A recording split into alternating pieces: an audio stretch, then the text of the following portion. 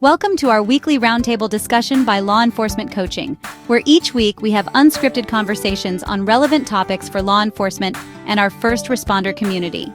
This week we talk all things nutrition with guest nutrition expert Kim Cairns. We appreciate you tuning in and hope you find some useful insights and information from these discussions. Welcome, everybody. Thank you guys for being here, and thank you to all that are tuning in. This week on our weekly roundtable, we have a very special guest, but before I introduce her, I'm going to let Greg introduce himself, and then we will introduce Kim. So, Greg, take it away. Hi, guys. Greg Nottingham. I'm a retired Deputy Sheriff Sergeant from the Maricopa County Sheriff's Office here in the Phoenix area, 31 years, and I am the Chief of Staff at Law Enforcement Coaching. And Kim, our nutrition expert, please tell us a little bit about yourself. Sure. Thank you for having me. I'm super excited to be here. My name is Kim Cairns. I am a functional nutritionist for a primary care / occupational health clinic out here in Arizona called Heart Fit for Duty. Big part of my job is working with first responders one-on-one in clinic, but also out on site. So I do a ton of public speaking and awareness at wellness events, AOTs, anything and everything I'm invited to help people in group settings. Previous background, I was a college athlete, so I was a Division I catcher. So I do not like microphones when I talk. I am pretty boisterous and loud. I love to work with people in groups, but I also love to lift people up individually and how we can support each other. And then my other kind of pertinent background is I was a high school health teacher for about 15 years in the Northwest. And that has equipped me to answer a lot of questions and a lot of different things when I go out and do training. So thank you for having me. I'm very excited to be here. Awesome. Well, thank you. All right. So today we are going to actually be talking about a few different things when it comes to nutrition. We're going to talk about, nutrition on the go, nutrition for shift work. It's 3 a.m. It's kind of hard to stop when everything's closed. Like, how do you eat healthy? How do you prep for that? And we're going to dig into Kim's brain because she has a wealth of nutritional knowledge. But before we do that, Greg, I want to hear from you. When you were doing patrol, you were doing late duty. There wasn't, a Sprouts or a healthy place out there. So what did you do did you eat healthy? First of all, and be honest, did you eat healthy when you were working? No, not at all. And there was, we did have the local marinas at the lakes that I worked at, and they bar food and, burger and fries.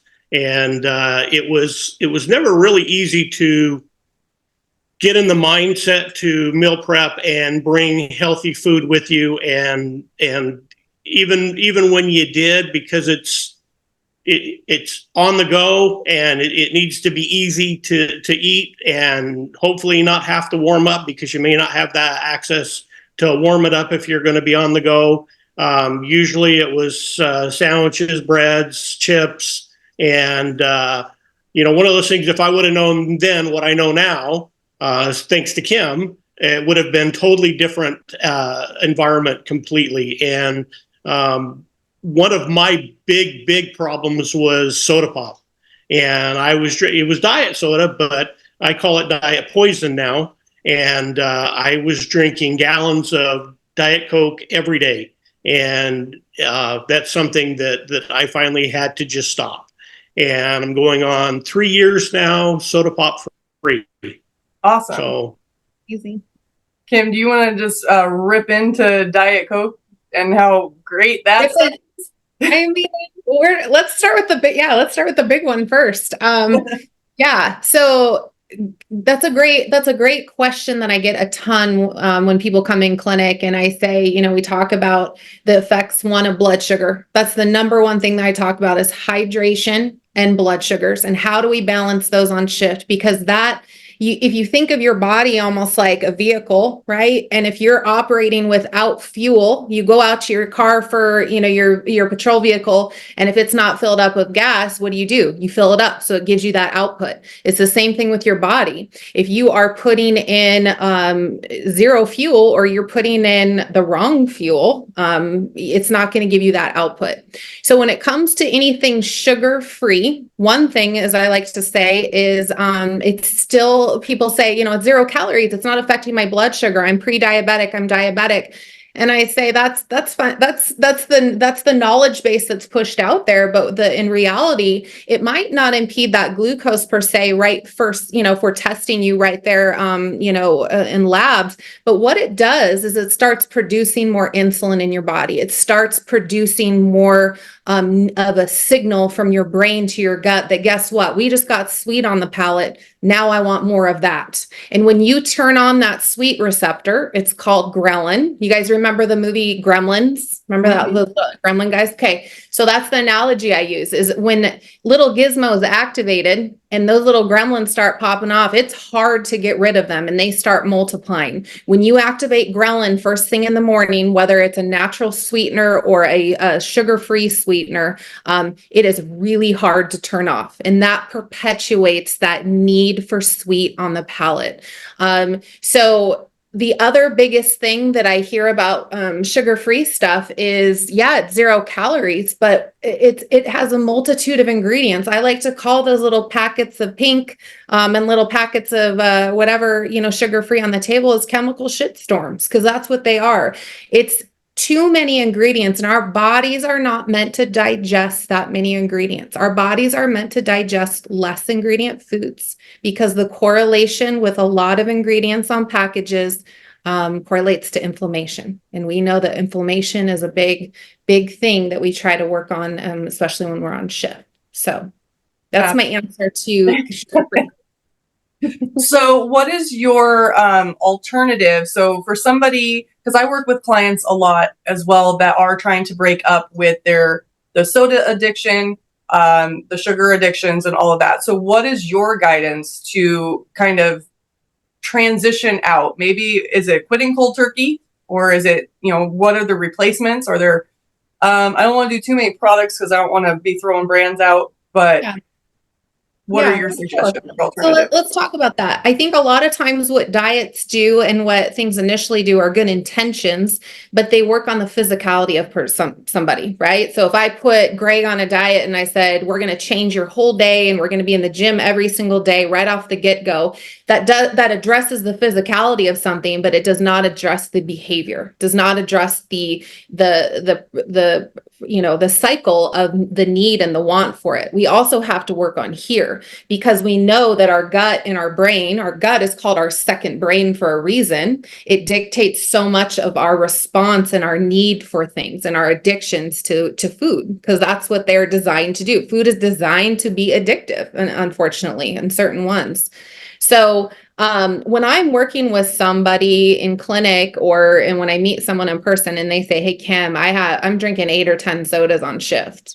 And I'm like, and they know that it's something they know they need to stop, but how do they do that? So my knowledge base of my athletics comes in as a coach and as an athlete, as a mom, like all those things I start thinking about. And what I like to go back to are the fundamentals, just like, playing softball. I was a catcher, so I learned fundamentals of blocking and throwing down to second, rapport with my pitcher. What I would do is work on fundamentals. So when I got to the game situation, I was ready, right? So somewhere along the lines, when we start doing shift work and we start doing, late night, overtime, all these things, we forget about our nutrition fundamentals.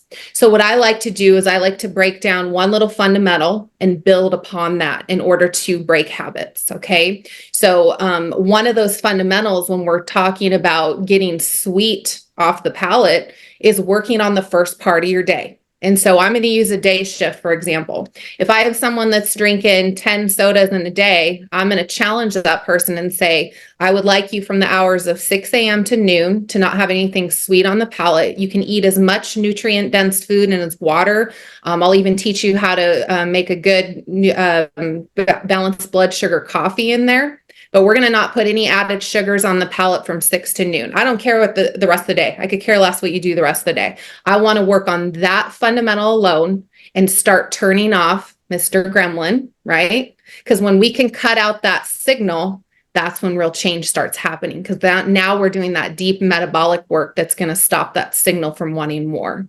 So small and steady working on fundamentals is how I approach that. And the success has been like, then what happens is we gain confidence. We gain that confidence of like, hey, I haven't had any soda and maybe I won't even have it at noon. I don't really feel like I need it now. So that's kind of how to attack a bigger issue or a problem or a goal, is by tackling it one little thing at a time. I love that. And I have a book right here. Chris and I use this book in our trainings because it's out of print, but for people, it's called Constant Cravings A to Z. So we go into like the mental and emotional components of like, why is somebody addicted or craving a certain thing? And I can tell you, I'm going to try to look quickly as I do this. Perfect liquids. I think it's under soda. Well, coffee. And this is always for me. Yes. So coffee, the probable meaning is career burnout, desire for motivation and or change. So I think it's interesting. And then, so let's see, with sugar, it's feeling unrewarded or unrecognized at work. And then with cream, down or depressed because of job concerns or career burnout. So, and we use burnout so much in law enforcement, but I'm just going to lean in and be selfish for a minute. So let's talk coffee. Yeah. Because us Northwest girls, we're very particular about our coffee. Greg, are you particular about your coffee? I don't know. We don't drink. Not a coffee drinker. That's right. You gave us soda, so you have your win. Well, so coffee, and I worked at a coffee shop as one of my first jobs because in the Pacific Northwest, there are coffee kiosks everywhere. I only let myself have one cup of coffee in the morning. And I don't sit there and drink it all day. I had a boss at one point, she'd drink pots of coffee. And it's like, dude, coffee dehydrates you, first of all. So we can go into all of that. But so I have gone through stints of giving up coffee because it's like, I trust my gut literally and like, okay, it doesn't feel right. So I'll give it up. But I like the morning ritual of it. I like the process. I like sitting, especially not right now. It's summer in Arizona. So when it's 115, I don't go outside. But the rest of the year, I love to get up, go outside, ground with nature. But when I say I like coffee, if you hand me a cup of black coffee, I'm going to be like, no, that's not what I meant. I like little kid coffee. I like my creamers and, my vanilla lattes or whatnot. Yeah. So one of the alternatives that I've figured out that kind of works is doing like an almond milk or something and honey. It's not quite the same, but what is your take on that? I'm so excited you asked. Well, first and foremost, we never start our morning with coffee, and there's a reason for that. Greg, what are we supposed to, or what are you advised from your nutritional advisor in order to start hydrating first thing in the morning? The first thing I do every morning is I do the lemon juice and Himalayan salt, the pink salt, and 8 ounces of water. And I do that every morning. And whether I like it or not, I'm trying to get into that habit of doing it. And I do that because Kim told me to do it. and because I need to rehydrate and to get ready for the day. So that's what I do. I drink that every morning. And I know, and I give that guidance. Total hypocrite. I'm calling myself out because I will coach people and be like, you should do this. So yes, right. Okay, so let's dive into the why. I can sit in a room and always say you should do this, right? But why? I want you to ask those questions of your provider too, and of the person giving you advice of why should I do that? Just real quick, that's my question. I'll stand there drinking that water every morning, and there are times where I'm thinking, why am I doing this? Why don't you text me and I'll tell you? So here's why, because I'm not trying to just throw something at you that I know everything that I'm going to be talking about today is to help, right? It's not my what I think, it's what I've seen that works and what how I like to support and what I can do. So first and foremost, let's think about this. Whether we're first responders or not, we wake up as human beings, and hopefully we've slept a little bit last night. Maybe. Whether you have or not, we're dehydrated. Okay. So we need to essentially get those trace minerals and hydration into our body first before coffee. The reason why is coffee, Tami, you mentioned it, is dehydrating, right? It has caffeine in it. It doesn't count as your water, folks. It does not count as your water, just so you know. I get that question a lot. And what happens is when we start with caffeine, and most of the time sugar in our coffee, we're already at our highest of our cortisol, because our cortisol peaks in the morning to wake us up, to get us ready for the day. You just added on another layer of stress onto your body. And you've already now, what I like to set your body into this roller coaster effect of, now you're going to be playing catch up. Now you're in a deficit all day of dehydration because you haven't hydrated before the fact. Okay. So order I love to see is water. Room temperatures water is ideal. So a lot of the guys, they'll put it on their nightstands on shift work, so it's ready to go. The reason why is it absorbs quicker, right? So we absorb that water. The lemon is for digestion, for a metabolism boost. It wakes up the system. It makes your water taste better because you're about to throw a little salt in there. And what I mean by salt is it's not your mother-in-law's Morton's table salt in there, because I get that a lot. Kim, I'm supposed to be low sodium. Well, all that means to me is stay away from packaged crap. Okay, you want to start putting good trace mineral, pink Himalayan or Celtic sea salt into your water, and it's a nice pinch. It's not this giant thing where you're going to be gulking salt water. It's to add in magnesium, sodium, and potassium, and all those other trace minerals that you're going to be losing on shift, because we're going to be sweating that out. Okay. The reason why we don't do a packaged electrolyte is because most of them have a sweet component, whether it's a natural sweetener like stevia or a fake, more artificial sugar. We don't want sweet on the palate, as we just learned previous few minutes ago. Okay. So we start with that. We set the foundation for the rest of the day by doing that. I always tell a lot of people that come to me that say, hey, Kim, it's really hard for me to drink water on shift. It's really hard because we're getting call outs, or I can't find a restroom, which is a cop out. You guys are dudes. You can go to the restroom wherever you want. But for the rest of us, we actually have to be intentional and find a restroom. I get it. But the thing is, you want to make sure you're front loading your water so that you're preparing yourself when you go on shift. You do the best you can on shift, and when you get home, try to finish that up, okay, is what I like to say. Now, coffee. Now let's address the coffee question. We've established hydration first before coffee. Coffee is one of those things that can really set the tone for your blood sugar and your energy levels throughout the rest of the day and how you start your day. Tami, do you like roller coasters? Do you like going on high and up and down roller coasters? That's kind of my afternoon naps. I know. Yeah. Okay. So I always ask that. I'm like, how are we starting our coffee really dictates about 2-3 o'clock in the afternoon if we're going down on that roller coaster, because what it does is it gives us initial boost in our blood sugar, and then it tanks us. So it's really, really imperative that we know that if we're throwing sugars in our coffee and no nutritional value, it's going to spike and dip blood sugars. And an hour or two later, we're going to need that next jump. We're going to need that. We're going to be in quick trip when we're going to be getting that energy drink now, because we just kind of went in that low.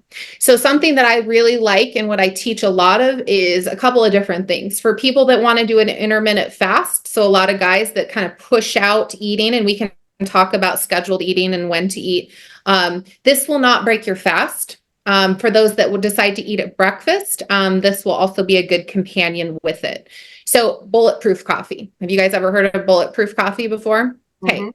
So the idea somewhere in the 1960s, 70s, even later, is the idea of fat makes us fat and is not good for our cholesterol. Right. So we started switching to more packaged things and more processed foods. When we think about, we need fat. We need fat because guess what your brains are made of? I don't know about Greg's, but Tami, what are our brains made? Got all that good stuff in there. Our brains are made of fat. Okay. Our brains need fat in order to think. We need that mental resiliency on shift in order to multitask, to fill out reports, to draw our weapon, to chase after somebody. We need that mental capacity. We have to feed our brain in the morning. So adding in a little of grass-fed butter, MCT oil, something in very small amount is a good HDL healthy fat that's going to feed your brain and give your coffee flavor. Okay. So we do start there. The other thing I'm a big believer in is collagen. So have you guys ever heard of collagen? Or Greg, are you taking your collagen like you're instructed to do? Every day. Okay. Where do you put your like, how are you doing your collagen if you don't drink coffee? When I said I don't drink coffee, I guess that's not completely true. I'm drinking the mushroom coffee. Oh, okay. So I drink the mushroom coffee in the morning, and I'll do the collagen in the coffee with the Bulletproof brand creamer stuff to get my grass-fed butter and the oil. Okay. So the thing about collagen, let's talk about what it is and the why first. So collagen is the most abundant protein in your body. And as we start aging past the age of 25, which I think we all are past that age, unfortunately, just barely. Greg just celebrated his 26th birthday. So, so collagen is the most abundant protein in our body. And as we start aging past the age of 25, it dissipates about a percentage every single year. So that's why our joints and our muscles start hurting a little bit more. Workout recovery is a little bit harder. We have a longer shift. It's harder to recover from that. Collagen also makes up our hair, skin, and nails. So it'll start replacing that and start giving you that youthful glow. And then last but not least, collagen makes up the lining of our gut. And so our gut, as we just learned from previous conversation, is our second brain. If you have digestive distress, then any of that repair that we can add into the gut is really super healing. Collagen peptides comes from grass-fed beef. It sounds weird. I promise, as a coffee connoisseur, it does not change the flavor of your coffee. It's unflavored. It's one ingredient, and it adds 10 grams of protein to your coffee. It dissipates in nice warm coffee, not cold coffee. Don't put in cold coffee. You're going to hate me for the rest of your life. We'll find other ways. We'll find other ways to throw it in your day. Yogurt, soup sauces, other things like that. But a little scoop of collagen, a little bit of that Bulletproof powdered MCT oil and grass-fed butter, or the real deal, just a little goes a long ways because it does activate digestion. Hint, hint. Okay. Mix that up, and guess what? You have just provided yourself with a start of hydration for the day, some good fat and protein into your diet. And now you can either fast until 11 or 12, or you can hit yourself up with that breakfast. Okay. That's the way we do it. Be very careful of milk alternatives, because a lot of milk alternatives have added oils and added sugars to them. If you do not have a dairy intolerance, then I would highly suggest really looking at even like a heavy cream or a half and half, because there are less ingredients, or looking for a milk alternative like almond milk, because it has higher protein than oat milk, and really getting with a cleaner version of it. So that's my kind of stance on that. If you're not a coffee drinker, you can bypass that. And, there's other things that we could talk about. But the other thing, Tami, that you mentioned is honey in your coffee. Be mindful, sweet, whether it's a natural sweetener or a fake sweetener, it's still activating your sweet receptors when you put even that drizzle of coffee or drizzle of honey in your coffee. So if you're having late night, standing over the kitchen sink, wanting to eat tacos, you've activated Mr. Gremlin with that honey and that coffee. Okay. To give myself, I do have salt water in here, Himalayan salt, just, No, and that's awesome. So the other thing too, transitioning from coffee over, but I know that energy drinks are huge, especially for shift work and on patrol. We were doing a training, and there's this young officer, in his early 20s. And he was talking about how he was having heart issues at the doctor, and he literally had a huge energy drink in front of him. And I was like, well, how many of those a day do you drink? And he was like 3 or 4. And the entire room looked at him, and he did not, until we called it out in that room, he never correlated that the energy drinks and the heart issue were together. So energy drinks are, I'll let you talk because you're the expert on that, but they're not what we want to lean into. So take it away. Just throw two. Well, it's definitely a question I get every day. And there was one time where I was teaching at a patrol briefing. It was about an 8 p.m. briefing. And the same thing, I had a younger guy that was drinking his second one of the day. And when he went to open it during my presentation, which is like, whatever, go ahead. He opened it, it exploded. And I was like, there's your sign, buddy. And he was like, yeah, I think this should go in the trash. And I was like, so here's the thing with energy drinks. We gravitate to them because they're easy and they give us that initial boost. Think of us going back on that roller coaster together. They give us that initial energy. What we forget along the lines is our fundamentals of, guess what else provides energy? Water, hydration, and protein and food, and actual food. So a lot of times what I say to men and women that are drinking the energy drinks, I say, hey, let's do these first and then do the energy drink. At least get something in your system. And oftentimes they find that they don't even need the energy drink after they've actually provided the right fuel. It's like me being an Oregon girl, never pumping her own gas, moving to Arizona and putting diesel in my car, right? Like that would be, but that's the analogy. Once you give them a little insight of that is also fuel, and that's the best type of fuel for your body. That's the best type of medicine and energy that you can throw into your system. Before that, I give different alternatives when it comes to energy drinks. There's obviously some that are better on the market that we could talk about, like a couple of the brands. I think it's Jocko, Celsius, Alani. There's some that are better ingredients. And when I say better, they're not ideal, but they're still better than the sugar-free Monsters and the Rock Stars and the Bangs and the things that they're drinking multiple times. So that in itself, yes, that is usually what I say is do not forget about those other components that give you energy before that. If we try that first and you still feel like you need that, then let's talk about some other ways to interject some energy into your day. But yeah, so I get that a lot. And I actually, one quick story is I was teaching an AOT training last year and I had a room full of, 30 gentlemen. I was the only girl in the room and had a guy that was super proud with his third energy drink of the day, sitting there drinking it during my presentation. And I gave him my card and I said, I'll see you in a year. Okay. Make sure you come see me because that's eventually going to catch up with you, 20-year-old. Okay. Unfortunately. And I saw him 2 months ago. So it'd been almost a year since I've seen him. And he goes, Kim, do you remember me? And I said, I do remember you. And he said, you'd be very proud of me. I drink 0 caffeinated beverages now, 0. And you know what I asked him? I said, how's your energy? And he goes, the best it's ever been. Yeah. So.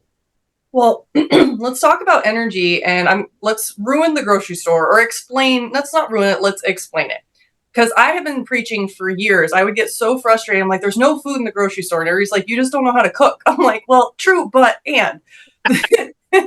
So we all know, let's go back a little bit. So the food pyramid, I think we all understand that the food pyramid was never actually about our health. That was a marketing ploy that was created and it shifted throughout the years to put different products at the top of that. And that's what went out. So that's the shift that you were talking about, where we went from these healthier foods into these processed foods. That was all marketing and sales. So now we're living in a marketing and sales world, and in everything else that's going into the food. So when you go into a grocery store, the basic rule of thumb is don't go down the middle aisles. All that processed crap, there's not much in there that's going to actually serve you health-wise. Then sticking to the perimeter of it, you start with the fruits and vegetables. You have your organic, which in a typical regular grocery store, it's going to make it seem like, well, organic's too expensive. I can't afford it. So you have one organic apple that's sitting there at $2, or you can go over and get a bag of crappy apples for, 10 for $1. If you're on a budget, you're going to go get those crap apples, right? We need to understand and we won't go too much into it, but do you teach, Kim, about the Dirty Dozen and the Clean 15? Okay, so that's what I call like second or third phase, what I would teach. My initial first phase when I'm teaching people nutrition is to just start cleaning up our diet in general and having less ingredient foods. So less ingredient foods as opposed to spending a ton of time reading labels. We start working on nutrient dense versus calorie dense food. So nutrient dense food, meaning less ingredients. And the comparison that I'll use, and I would love to hear about how Greg has kind of shifted, his household and some of his dinners and whatnot. We'll do that next here. But say a Cliff Bar or 2 hard-boiled eggs, which one has less ingredients? Somewhere along the line, the food pyramid told us the eggs are bad because they have cholesterol. We need cholesterol. We have to have, as we established, good healthy fats for our brain and for our body. Okay. Cliff Bars, we think they're healthy because they say 30 grams of protein and there's a guy hanging off a cliff and he looks healthy. So we're going to do that. It's quick and convenient. Well, so is 2 hard-boiled eggs from Costco that are already done and you can grab and walk out the door. What you've done is you've established protein and healthy fat and you didn't throw added sugars into your diet. So first and foremost, what I like to teach is let's just eat real food. And sometimes that comes in the form of, if I talk about, hey, trying to eat a piece of good wild caught fish once a week, right? If you're currently eating 0, maybe it's once a week for those good omega-3s, which we know correlate to lower cholesterol, lower triglycerides and whatnot. But a lot of the guys will say, hey, my family doesn't like fish, or how am I supposed to eat fish on shift, Kim? Like that, how am I supposed to do that? Well, there's other ways we can get omega-3s into your diet, but there's these cool like tuna or salmon packets you rip open, and guess what? You didn't cook it, you didn't have to meal prep it, and it's 24 grams of protein, and you've just established a quick convenience food that's nutrient dense, as opposed to a bag of chips that's calorie dense, more ingredients, and you're going to be hungry in a half an hour.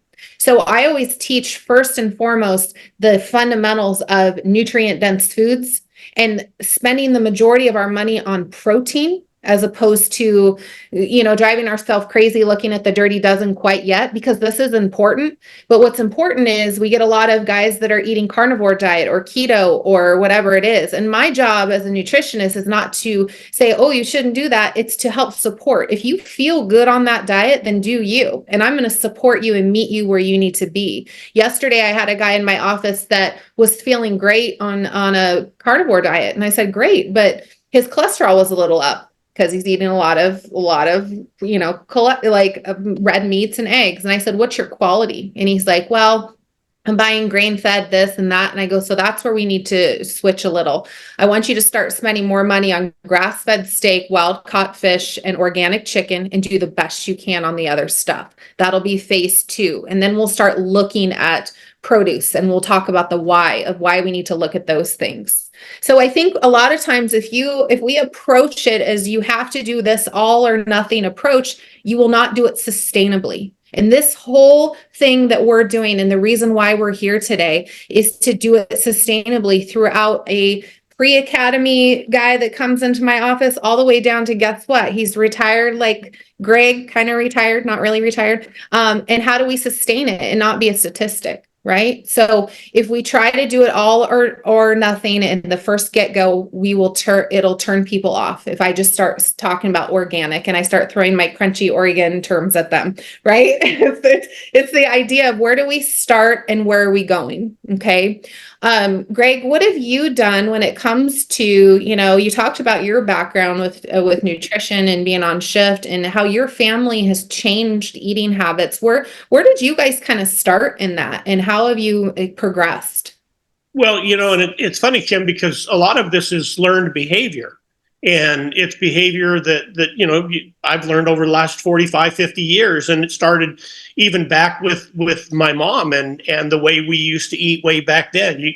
And just, we lived the sugar's good for you, fats are bad for you, eat a lot of pasta, eat a lot of breads, and that's just the way you lived. And if you're living a little bit financially stressed, it's just easier to buy a box of macaroni and cheese than it is to, try to find something else or try to think about something else, or it's just the norm. It's just what you do. And so breaking those bad habits has been the really, really hard part. I think a lot of it comes down to us to meal prep.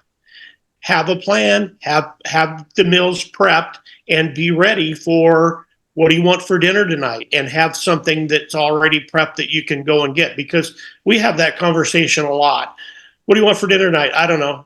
And then Brenda will say, I don't want to cook. Okay, we need to eat healthy. What do you want to do? And we end up getting a pizza.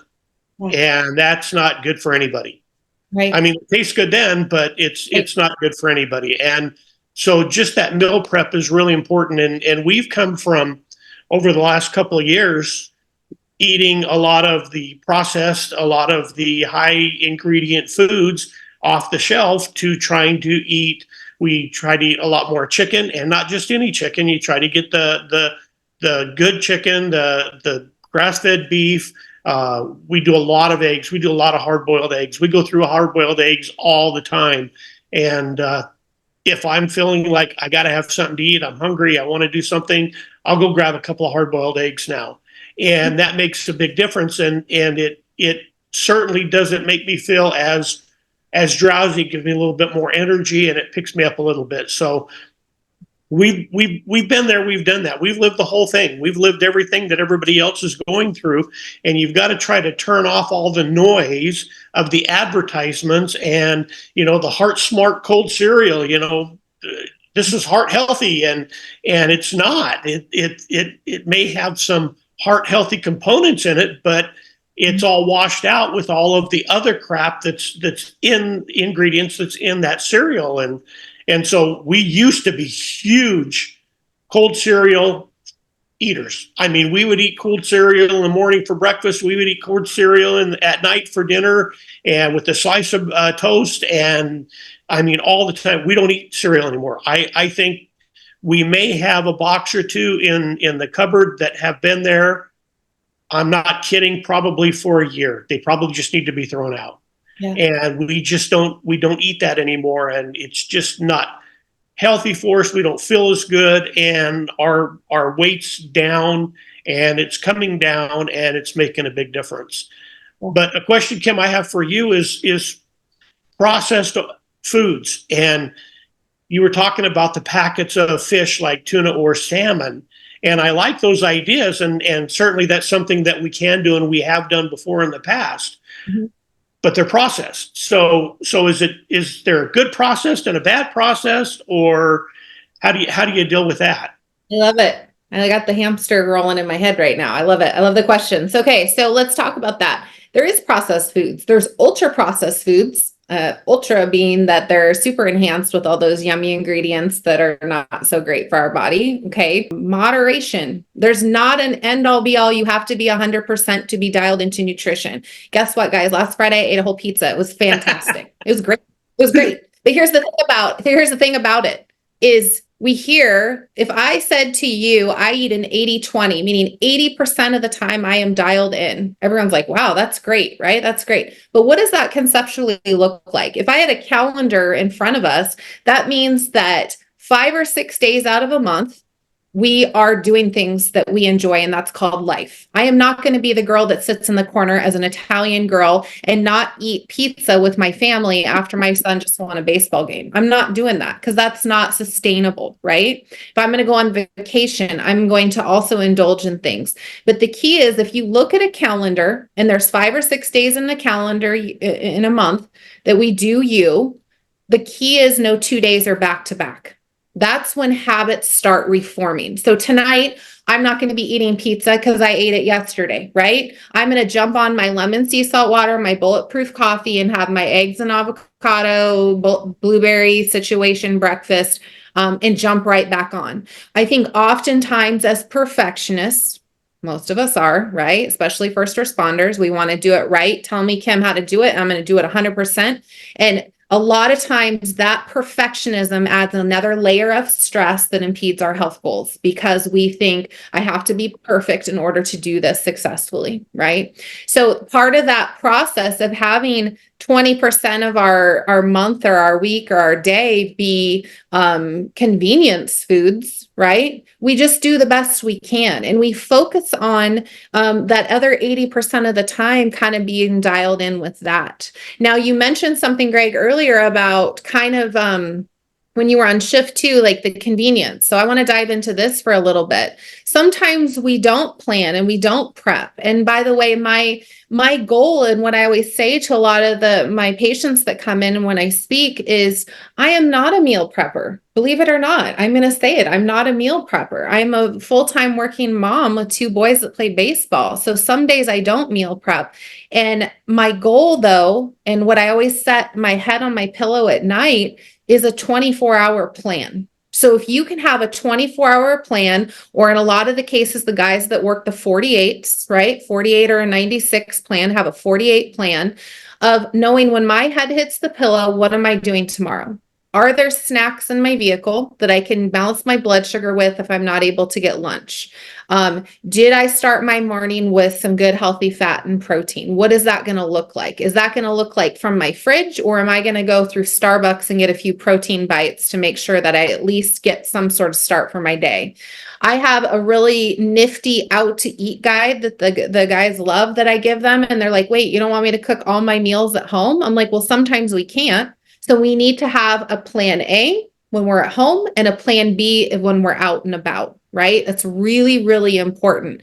So plan B, you've already looked at some of the menus. You've already looked at some of the restaurants. You know what's open at 3 a.m. and you know what's not open at 3 a.m., right? I think the key too of what you said, it when it's in the refrigerator and it's there, we often make better choices. So having things in your vehicle when you're working long shift, if you're not able to get to something, having things like nuts, a package of nuts, beef jerky, cheese, turkey, hard-boiled eggs, packets of the tuna, whatnot, higher protein chips, like the wild chicken chips. If you guys have never had those are really good. The ride-alongs that I've done, a lot of the officers have had a little cooler in the back of their vehicle just to make sure that they are having that being prepared. Because a big part of what they teach in the academy and what they teach when they go on shift is being prepared, right, Greg? You always had a uniform on. Absolutely. I hope you always had your clothes on for shift. You always had your vehicle ready. It had gas. You knew it was going to operate. You had your weapon. You had things rocking. That's being prepared. Now, I want you to start thinking about how can you prepare your body for being ready on shift. And that's where having snacks in your vehicle and preparing your body before you even step out the door or lay your head on the pillow is so, so pertinent. I love that, because we talk about with the mental and emotional wellness side, when what we do with coaching is like, again, you go through your whole career and you have all of these, policies, procedures, strategies in place, but then you don't have anything in place to take care of your wellness. And same thing, the preparation for the nutrition and the community we need to educate the community a little bit better, because the community support that shows up to the departments, which there is a lot, I want to say there's a lot of community support out there for departments, but it shows up in donuts and sweets and not healthy. So then it's like you go in, we all know cops love free food. But it's hard when you're like on the go and having that mental discipline of knowing, hey, I am doing this plan, I am prepared. So being prepared too, that if you walk in and you see donuts or sweet treats that dropped off, are you going to have that? Are you not going to not just instantly grab it? But I want to say one other thing too with the cravings. One of the things that I've been taught is if you are craving like a piece of cake, especially, and this is especially for women around our cycles as well. If you're craving chocolate, you're craving something, what we tend to do is it's like, well, I'm not going to have that. So I'm going to go eat some carrots. Well, that didn't satiate it. So now I'm going to eat, something else. I'm going to have some peanut butter. Didn't do it. And then by the end of the day, you're like, I still want cake. So then you have the cake, but now you've added all of these other calories because we have this mind of like, oh, I shouldn't. But like you said, lean into it. Like if you are craving a piece of chocolate or a cake, whatever that is, have it a small amount to get that little craving so that you can move on and you didn't add all of these extra calories, especially if you're trying to not just lose weight, but balancing your hormones. I've been huge in the hormone. I'm in my 40s, so I'm in the hormone lessons with the nutrition these days. So I have two things I want to pull out of what you just said, because they're really, really important things that I hear a lot too. One, when we have cravings, oftentimes it's because we're depleted elsewhere. Mhm. If I crave sugars, it's because I'm depleting my body elsewhere. Am I drinking enough water? Am I getting enough protein? Do I have enough fat throughout my day? The other part is when you do want to indulge and eat a carbohydrate, most of the time when we're stressed or sad or whatever, and I get this question a lot, Kim, how do I stop eating after dinner? Why do I have such a sweet tooth after dinner, right? Or why am I on shift and everybody's sitting and eating something sweet? How do I combat that? Well, one, let's go back. How are you starting your day? Or did you activate Mr. Gremlin? A lot of times when we want to eat at night, it's because we are stress eating, right? We've had a day, we haven't been able to decompress and do a little exercise after we get off shift or whatever it is. Two, it's a habit, right? It's a habit. It can be a habit of just sitting in front of the TV. And three, a lot of times we underate throughout the day. We underate, and guess what? Now we're going to make up for it at night because we have not had nutrient-dense food until now, right? So we have to look at those things. When we're talking about cravings, a lot of times you have to look at your overall day. There was another point that you were making. Oh, the other thing that I totally have forgotten to talk about is balancing your blood sugar on shift. Yes, there's going to be people that come bring gifts. And I'm going to stand outside the stations moving forward and saying, okay, what gifts are we bringing our guys? Or I'm going to start building signs. I'm like, how do you really want to nourish our first responders? Because, and I'll just put my face. Here's the trick with macronutrients. Okay. Let's do a little quick nutrition 101 when it comes to balancing blood sugar and still being able to indulge in things that we enjoy. Because you're exactly right. When we say, no, you cannot, we all have kids. When you say that, what do you want? I want it more now. You told me I can't have that cookie, Kim, on shift. Are you kidding me? That's all I'm going to think about is that cookie all day long. So how can you still have that cookie and still meet your nutritional goals and still balance blood sugar? So this is how you do it, is we got to think about the three macronutrients of fats, proteins, and carbohydrates, okay? The key is there's carbohydrates, there's simple carbs, and there's complex carbs. The difference being simple carbs like white pasta, rice, potatoes, starchier vegetables like corn, candies, sodas, energy drinks, they simply go right through us and spike our blood sugar. Okay. No bueno. That's not great. Complex carbs have fiber. Fiber, as we know, fills us up longer. So sweet potatoes, a lot of the non-starchy veggies, some fruit like berries are great low glycemic, good fiber rich food to add to our diet. The key is starchy or complex carbohydrates, when they're naked, is what I like to say, spike blood sugar. You have to put clothes on your carbs. So you have to put fat and protein with your carbohydrates to balance blood sugar. I'm going to have that cookie, right? I really want that after dinner. I'm not having the cookie for dinner. I'm having it with my dinner or after dinner. And that's going to significantly help with blood sugar. So when I have people come into my office that are pre-diabetic or diabetic, which we do a lot of that preventative work and preventative talk before we get to the fact, how can we start balancing blood sugar on shift? Nutrient dense foods, less ingredient foods, having that plan of snacks in your vehicle and balancing by putting your carbs with fats and proteins. Okay, that's the biggest thing that we talk about of sugars on shift, balancing blood sugars on shift, because it would be miserable if you never got to eat anything. And that's truly why diets fail, is like I said, they focus on a number on a scale. Get rid of your scales. Get rid of your scale. It is not an indicator of health. An indicator of health is energy, of sleep, of balanced hormones, of mood. That is a byproduct. And that will happen when you stop looking at a number as your sole purpose in life of health. I'm going to set the intention. Mic drop. I want to set the intention. We'll come back. We're going to do another, I'm going to just call this out. I want to do a hormone-focused roundtable discussion for men and for women. I won't dive too much into it right now because I really want to come around and have that conversation. But hormones play such a big role in how we're processing the nutrition, how we're showing up. For women, when we hit our late 30s and we start getting into that pre-perimenopausal, all the things, all of a sudden we gain weight, we're eating less, we're not, like you said, we're not eating enough.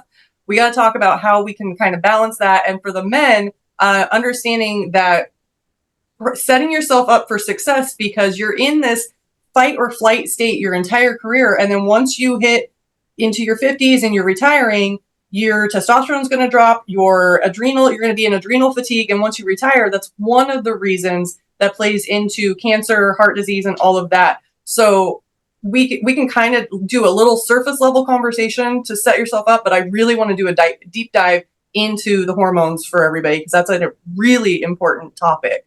Absolutely. Yeah, absolutely. I mean, to that point, it's not just people that are retiring. We're seeing guys with low testosterone in their 20s and in their 30s. Okay. That does also play into the food that we're eating as well, because of the synthetic hormones. It 100% does. And how we're balancing blood sugars and what type of food we're processing, all the things. And so if we can tackle those conversations at an earlier age and stage in your career, to note that giving an injection weekly and the increased risk of prostate cancer and all these other things that we're going to start dealing with now, that's those conversations, hard conversations, that we need to start doing that foundational groundwork at an early age. And if we are in our 50s or 60s, it's not like we can't turn that around. Just like I said, if you envision all of your bodies as like a house, right? And we all had groundwork and foundation. And Greg, you touched on it growing up, and even your foundation that you set with your own family. Some of us were built on a very unstable soil, right? Whether it was a single mom, or we didn't have a lot of food, or we never were taught by someone that knew nutrition, or outside influences of the food pyramid. That's what we thought we were supposed to do. I fortunately had a very, very strong foundation of nutrition with my little Italian grandmother making her homemade everything. My mom had always had a garden, always taught me about organic foods and growing your own food and stuff like that.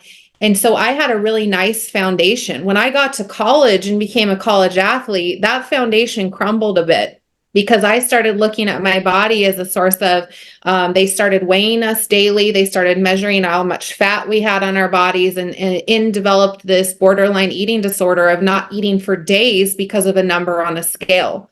I had to do some really strong repair of my foundation as an adult woman now, to teach my own kids that just because it got broken along the way does not mean we can't repair it.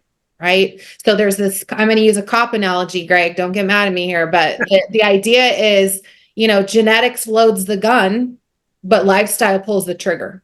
So just because we had a certain situation happen to us doesn't mean that's our end all be all, right? We have an opportunity to change the course of our life and rebuild that foundation and change that path for our own kids, for them to see. And that's what you're doing, Greg. And that's what you're doing, Tami, for your own kids, is learning that. And that's a learned behavior, as we just talked about. So yeah. Yes, that's a big topic we could talk about. I've got a comment and then a quick question. And the comment is basically, when I did retire, my weight skyrocketed. And I know that's a number on the scale, but along with my weight skyrocketing, my health went down. And I think that was just due to not being prepared to retire, not having a plan when I retired, retiring before I wanted to, and not expecting to retire when I did. So all the stuff that we talk about in coaching, Tami, but because of that, I was in a depression state, and my weight went up, and I was getting way up there. And I don't want to put this all on Kim, but over the last 2 years, my weight has steadily come down, and I've dropped quite a bit of weight over the last 2 years based on the information that I get from HeartFit and from Kim, and putting those into play. I guess I would say I knew what to do before. I just wasn't doing it, but now I'm actually having it put in terms that I can understand better, putting it into easier practice, and I've put that into my lifestyle to help get my weight down and to get my health up. And so that's a huge shout out to you. And and to HeartFit for helping me get to where I needed to be. So, and I forgot what the question was. So, well, and I just want to say too, like you said a key phrase that you knew it and you knew you could do it, but that is such a important reason of hiring a coach or a trainer or an accountability partner that can help really make sure that you're really sticking to it and giving you it's like the cheat sheet. It's like, yes, you can do it on your own, but it's just easier to expedite the process and have somebody being like, hey, did you think about it this way? So Kim, you're awesome with, you understand the mindset, you understand giving the realistic, tangible takeaways, the small little steps, shifting one thing, not because we get overwhelmed when we try to do the whole thing. That is setting us up for failure. We got to take one little action step at a time, feel good about it, and then we can actually see results. Right.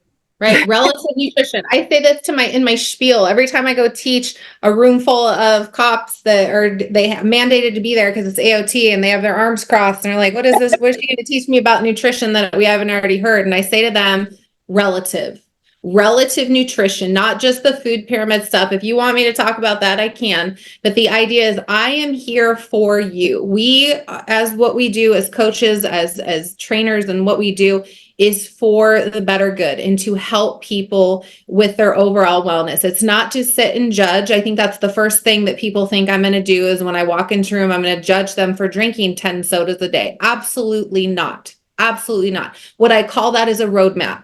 Now I know what's in front of me, and now I know how we can start the process of working on little things at a time in order to achieve that goal. So that's a big part of what I always ask patients or the guys and gals that I work with. I say, what's your overall goal? And most of them say, I want to just feel good, Kim. I want to have energy on shift. I want to be able to, I am a first year, just got out of, OIT and now I'm on the streets and I know I'm going to be working graves for the next couple of years. How do I manage that nutritionally? Because I can't change my shift. I can't change the people I work with. I can't change, my how my sleep schedule is going to be. So as a coach, I always say, what can we work on? What are the things that are in our control that we can start the process of working and at least controlling that? When everything else feels out of control, let's dial in on the things that we can. And that makes it seem a little bit more manageable. I absolutely love that. Yeah. So I think this has been a great conversation. We could sit here and talk for hours on all of this. There's so much that I'm like in my mind. We're going to go get something to eat.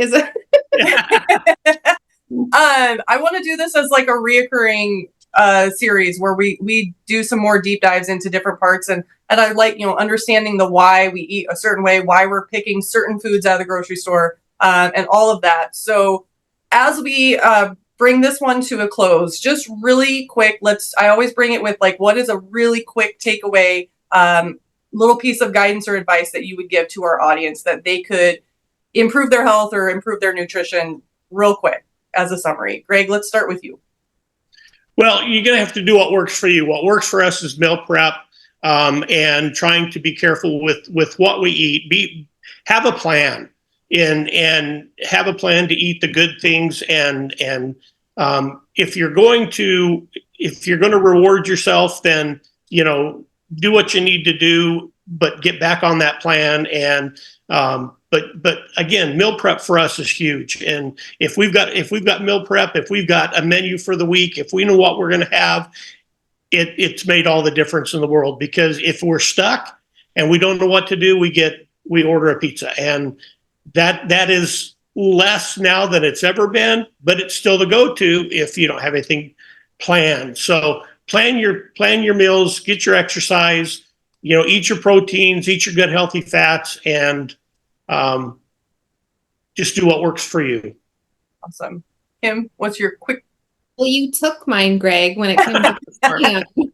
My 24-hour rule is important. Having a plan A is important, and having a plan B, like I talked about, is important, right? I always call it my secret mom's snack stash in case something goes, at bay. I'm still keeping my blood sugars at bay, but my go-to is, and my advice and my kind of takeaway is, work on your fundamentals. So if you think of a number line and you think of the end being your ultimate goal is to lose weight, to have energy, to have a better mood when you come home and see your kids, to sleep better, whatever that goal is, it's lofty and it's big. And oftentimes we focus on so many things in order to achieve that.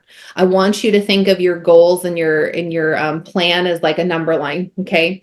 You think about each one of those being separate entities that you build upon. So if one of them is you're not drinking water on shift, ideally, I'd love you to drink 80 ounces or half your body weight in ounces on shift. And some people are drinking maybe 10 ounces. Well, cool. Well, maybe your goal is to double that. Tomorrow it's going to be 20 ounces. Next week, it's going to be 50 ounces. And we work on that. That's a fundamental, is hydration. Another fundamental is balancing your blood sugars by always pairing carbs with fats and proteins. I really want those crackers. Cool. I'm going to throw some cheese and and turkey with it to balance that carbs with the carbs with clothes on it. Okay. Another one being eating nutrient dense foods. Another one, getting your labs checked so you even know what deficiencies you need. So that's a whole nother topic we could talk about, Tami, of not throwing hundreds of dollars. I told a gentleman the other day, he's like, Kim, what probiotic I should take? I'm like, well, here's the thing. It's a supplement. We got to clean up this diet before we even add supplements to you, because they're going to do nothing for you. We have to work on that foundational groundwork.